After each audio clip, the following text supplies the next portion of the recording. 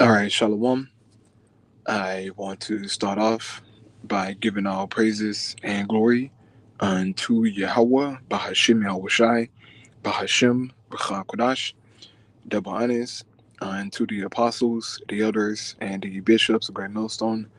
I want to send much love unto the brothers out there doing this work in truth and sincerity, and I also want to send peace and blessings unto the believers of the hopeful elect. And in this morning's lesson, I wanted to go into the parable of the sower here in the book of Matthew, chapter 13. And I read the parable and I also go into the breakdown. And Lord willing, this be edifying. So, starting here in the book of Matthew, chapter 13, and starting at verse 1, it says, "The same day when Yahweh shot out of the house and sat by the seaside, and great multitudes were gathered together unto him, so that he went into a ship and sat, and the whole multitude stood on the shore. And he spake many things unto them in parables, saying, Behold, a sower went forth to sow. And when he sowed, some seeds fell by the wayside, and the fowls came and devoured them up.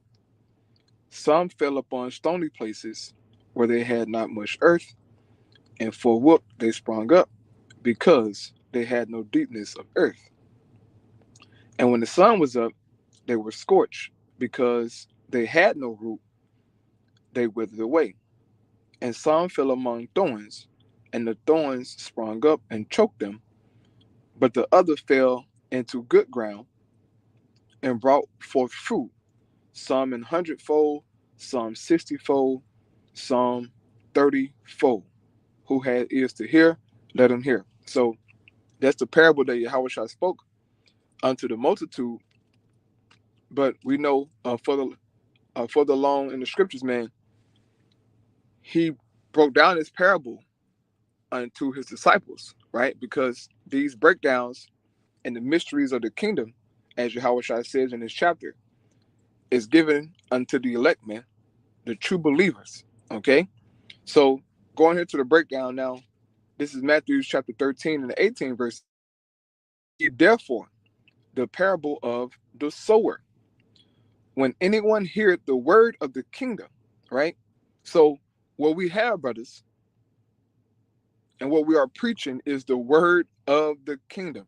So we do have the kingdom in the form of this gospel, of this truth, all right? It says, and understand it not, then cometh the wicked one, and catcheth away that which was sown in his heart. This is he which receives seed by the wayside.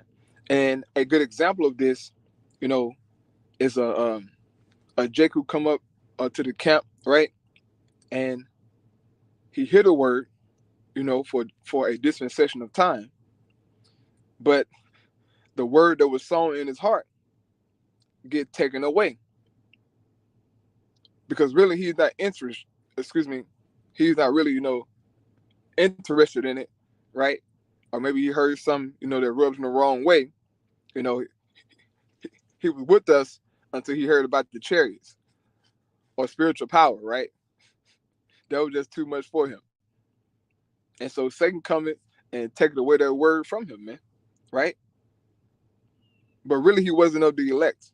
That's why the word was taken from him.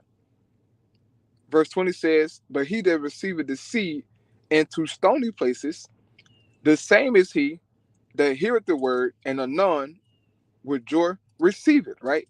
A guy hear the truth, he get excited about it, right? It says, yet he had not root in himself, but do it for a while. For when tribulation or persecution arises because of the word, by and by he is offended. So this is a brother who hear the word, right? And,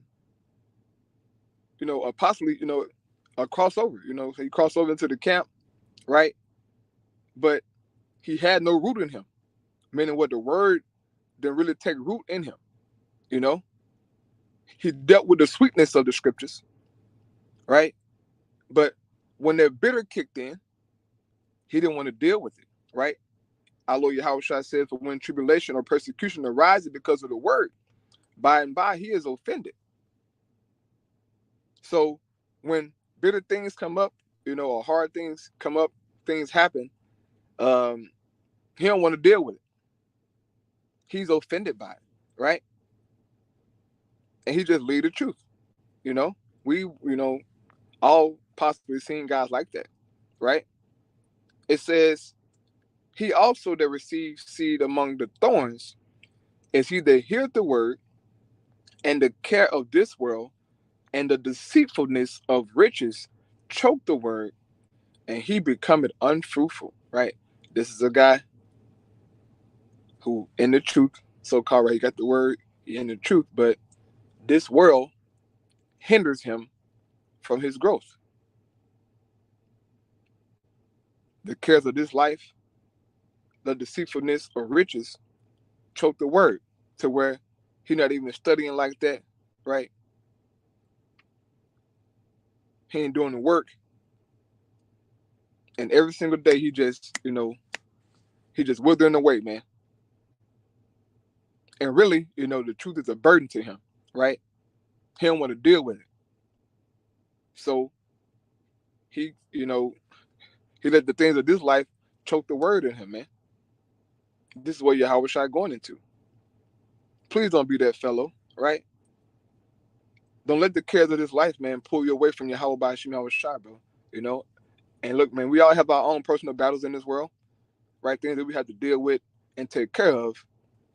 But you don't let these, things in this life get the best of you and of the truth, okay? Please don't, man. Don't let the things of this life get the best of you to where you can't even, come to camp, right? Or go to class, or, whatever it may be, because some in this world got you all tied up, man. Come on, bro. The scriptures tell us to put our burdens on Yahweh by Hashem Yahushua, man, because he cares for us. So put your burdens on the Lord, man. All right, don't try to just, take everything on your own, because it can really pull you from the truth, man. All right. And the last verse here read, this is verse 23. But he that receiveth seed into the good ground, right? And the good ground is representing us, all right? Because the seed is the word, okay? The seed is the word. The good ground is talking about the true believers, man, right? So the seed gets sown into good ground now. It says, is he that heareth the word and understandeth it, which also beareth fruit, bringing forth some 100-fold, some 60, some 30. And we pray to be of that number, right? Of the good ground. Because if not, you will fall under the category of these other ones who were amongst thorns, and guys who just by the wayside. You don't want to be those guys, man. So that's a quick breakdown of the parable of the sower. Could I went into more detail, but for time's sake, I'm gonna close it out, man. But Lord willing, this lesson is edifying. All praise Yahweh by Shema Shai by Shem Chakodash. The abundance unto the apostle, it was a great millstone. Peace and blessing to the elect. Shalom. Hey, shalom, Mike. Yahweh by Shem Chakodash. Shalom, brother. Shalom.